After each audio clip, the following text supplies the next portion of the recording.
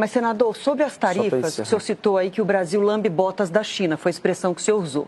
A China é um parceiro comercial essencial para a economia brasileira hoje, Concordo. Inclusive para o agronegócio. Concordo. Então, o governo brasileiro precisa ter com a China uma relação diplomática. Com os Estados Unidos, com Israel, com a Arábia Saudita, com a Argentina, com a Europa, com todo mundo. Deixa eu só concluir, por gentileza. Ele não pode romper com a China para agradar Donald Trump. E aí, falando especificamente das tarifas, o seu irmão Eduardo Bolsonaro, quando o Donald Trump aplicou a primeira tarifa ao Brasil há um ano, ele celebrou e foi às redes sociais dizer que aquela demonstração era a demonstração do sucesso da articulação dele para que o Brasil fosse punido pelos Estados Unidos.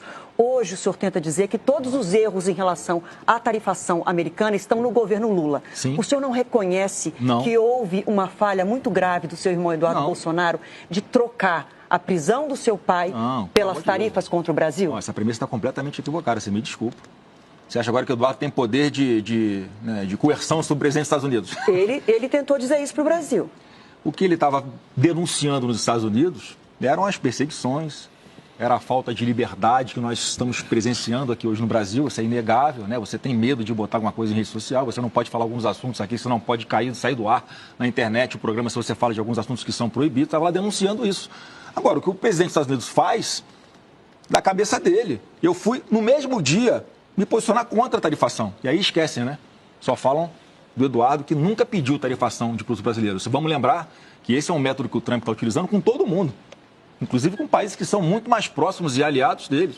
Agora, olha a incompetência do Lula. Ao invés dele negociar, ele xinga os Estados Unidos, ele xinga o governo americano. Foram mais de 62 agressões em 3 anos de mês de governo que o Lula fez aos Estados Unidos ou ao governo americano. Isso é comportamento de alguém que quer sentar e negociar seriamente numa mesa? E por que na sua carta aos americanos, ao governo americano, o senhor pede para deixar esse assunto para depois das eleições? Não pedi para deixar como para as se eleições. fosse assim, tarifa depois. Não, eu estou tentando.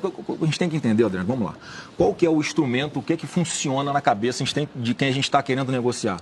Quais são, né, as nossas forças para negociar com alguém? Você mede. Se o presidente dos Estados Unidos é alguém que pode ser sensível a uma troca de governo que pode acontecer daqui a 2 meses, por que é que eu não posso falar, olha, se o Flávio Bolsonaro for o presidente do Brasil, você não vai precisar colocar tarifas sobre a mesa para negociar, porque nós vamos fazer uma negociação séria.